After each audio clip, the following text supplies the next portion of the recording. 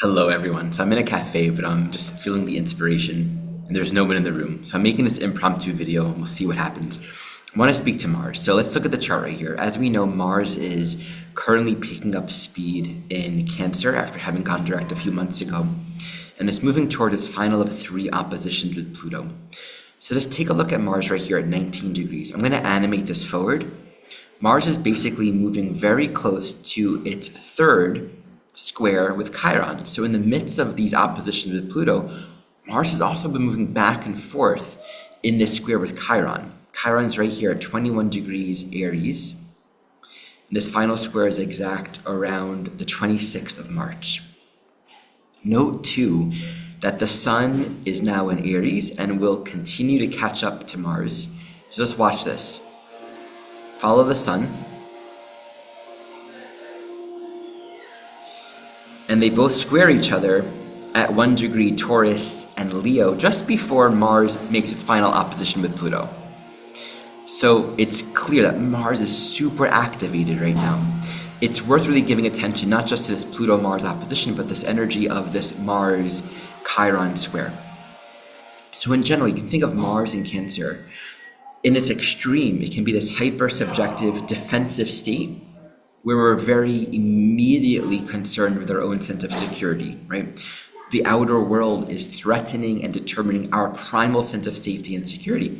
So we can act in a very defensive and very protective state of consciousness. Now, like a child, when they're immediately present to their own emotional reality, there isn't the ability to apprehend and hold space to consider, to expand into appreciating another person's reality. And that becomes the extreme dynamic of sort of the hyper self-focus of our own internal state of security with Mars in Cancer. It's very protective, it's very tribal, it's very immediate, but it narrows our capacity to really appreciate realities beyond our own immediate sense of identity.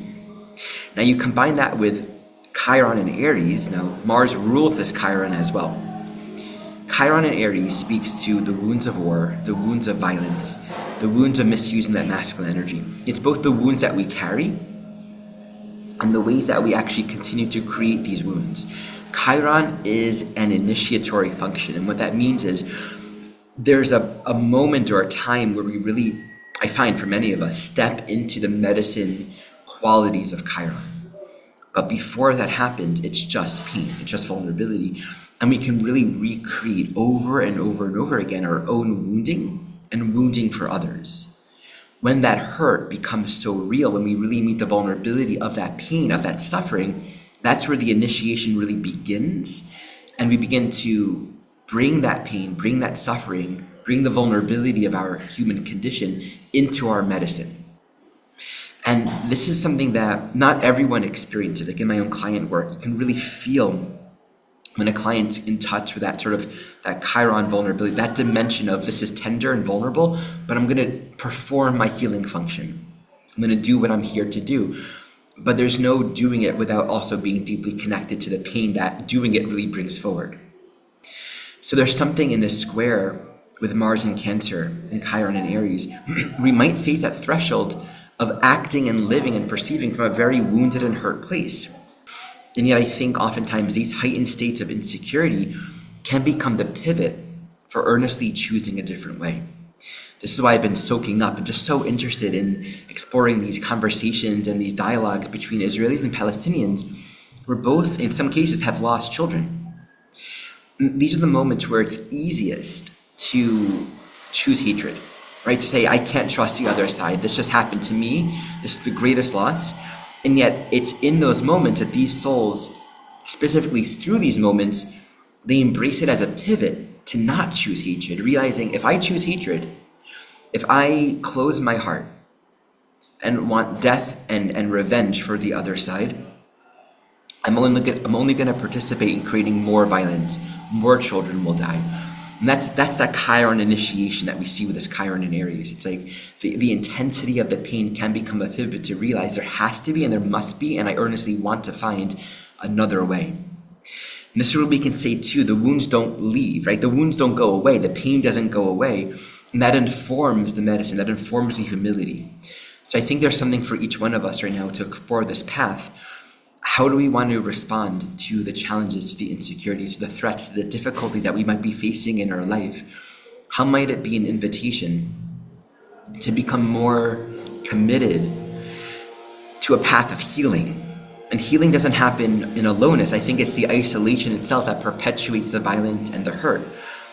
Healing only happens together when we recognize we can't actually do this in isolation and alone. That keeps us in polarization. I don't think we can make ourselves make these choices. We have to really want it. I think sometimes we only really want it when the pain is just so strong. And I don't think we have to suffer and experience big loss. I think sometimes it's just a matter of actually getting in touch with the pain that's already there.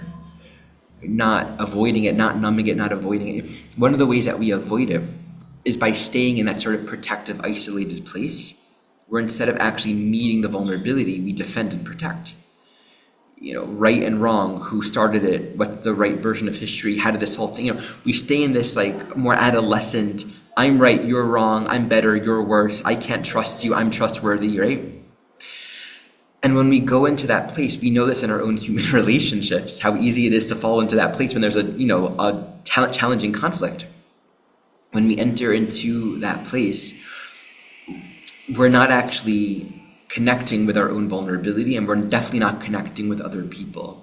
So I think this is just a powerful window of time where we have the opportunity to soften some of our defenses and explore a path of healing. All right, I succeeded in making this video.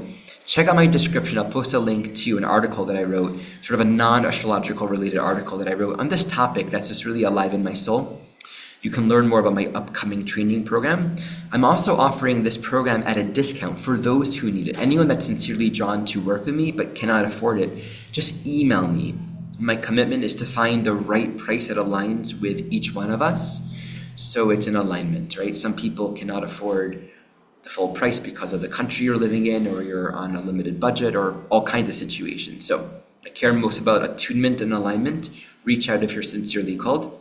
Learn more about setting up a session with me and getting on my newsletter to receive the articles that I often write with these videos. Thank you so much for watching.